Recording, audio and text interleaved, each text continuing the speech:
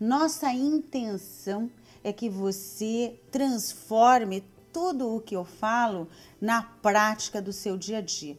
Por isso, toda semana nós respondemos algumas perguntas sobre o tema falado, estudado, comentado nos encontros e aqui no programa da TV. Vamos a esta pergunta sobre concorrência.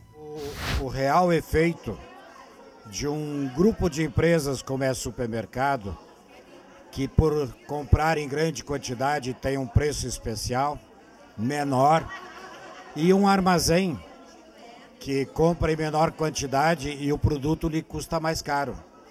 Nisso eu vejo uma concorrência real. Como podemos alterar isso? Como podemos superar essa grande diferença? O que ele fala de concorrência desleal é, na verdade, uma vantagem real. É óbvio que o supermercado que compra em maior quantidade vai ter melhor condições de preço, em detrimento ao mercado menor que compra em menor quantidade e vai pagar mais.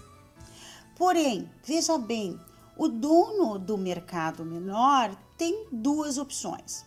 Ou ele vai focar a sua mente na desvantagem de preço que ele tem em relação ao supermercado e a sua mente irá engajar-se em estratégias de controle, completamente sem controle, mas a mente se engaja e começa a criar planos de como controlar o outro, como controlar o mercado, resultando numa ansiedade elevada e desestímulo, desmotivação e às vezes desistência do negócio. Isso é uma opção. A outra opção é desfocar a sua atenção desta vantagem preço e focar o seu cérebro em outras vantagens de ter um mercado menor, como, por exemplo, a vantagem de um atendimento personalizado.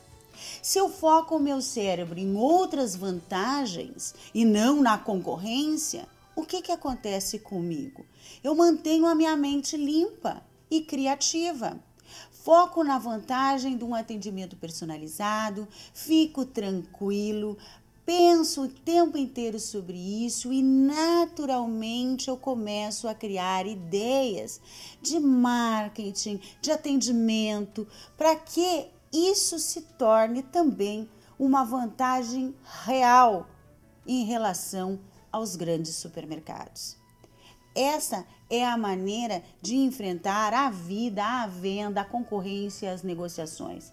Ao contrário de olhar para o que eu não tenho, olhar e potencializar aquilo que eu tenho e manter a minha mente limpa para que ela crie formas de me colocar na vitrine e em evidência e com visibilidade no universo.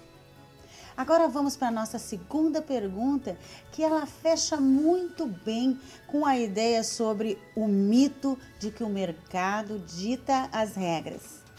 Eu gostaria que ela comentasse alguns detalhes no seguinte sentido. Hoje ela falou em relação a se desviar da manada. Acho que a questão mais difícil de se desviar da manada é com relação a medos, né? Eu queria que ela comentasse um pouco em relação a isso, porque onde eu trabalho, né, o pessoal geralmente diz assim, é melhor errar com todo mundo do que acertar sozinho, né? Então o pessoal se prende a medos e esses medos que não deixam as pessoas terem criatividade ou serem excepcionais, né? Então acho que como a gente pode trabalhar esse medo, né, coisas práticas, hábitos, sei lá, né, o que a gente pode fazer com relação a medo? Realmente, o medo é um sentimento condicionado diante de situações de possível perigo.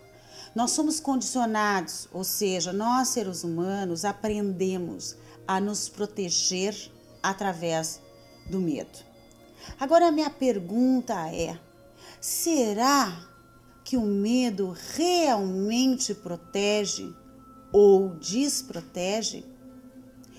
Olha, gente, estudos da reação do medo no cérebro provam que ele desprotege. Aliás, empobrece todas as nossas capacidades de agir com assertividade, com criatividade e com atenção aguçada. Então, estudando o cérebro, o medo não protege de absolutamente nada. Veja bem, uma ansiedade controlada, ela é produtiva, porque lhe capacita para agir e ter iniciativa. Outros graus de ansiedades mais elevadas que produzem o medo, pelo contrário, ela te desconcentra, te desmotiva, te empobrece, te enfraquece até o nível de debilitação na hora de agir. Você não tem as capacidades para ser proativo. Você fica como um animalzinho, com muito medo de sair para o ambiente e ousar. Ao invés de medo, que tal uma coragem consciente? Ou seja, mantenha sua coragem consciente em suas ideias criativas, em seus planos, em seus objetivos e em seus projetos. Ao invés de focar o seu cérebro no que você teme que aconteça, faça um trabalho com o seu cérebro para focar no resultado final que você deseja. Isso é uma grande diferença nas representações mentais cerebrais. Não se envolva com situações de crise. Veja apenas aquela crise como um fato e tome a postura deliberada de não pensar sobre, não falar sobre, não dialogar e nem manter conversas sobre. Por quê? Porque você estará protegendo o seu cérebro de crise interna. Quando as pessoas se envolvem demasiadamente com os problemas, elas intoxicam o cérebro e o impedem de reagir positivamente. Quando eu digo isso, muitas pessoas me perguntam: mas Rosalia, isso não é negar a realidade? Não. Isso é ser seletivo, é selecionar as informações de qualidade para o seu cérebro. Perceba o fato, mas não se envolva com ele. Mantenha sua mente limpa e focada, porque isso lhe protege muito mais do que qualquer medo. Aliás, eu nunca presenciei uma pessoa com medo se dar bem. Em nenhum contexto. Pelo contrário, as pessoas com muito medo se tornam vítimas daquilo que tanto temem. No meu ponto de vista, o medo nunca é uma ferramenta de proteção, e sim de debilitação.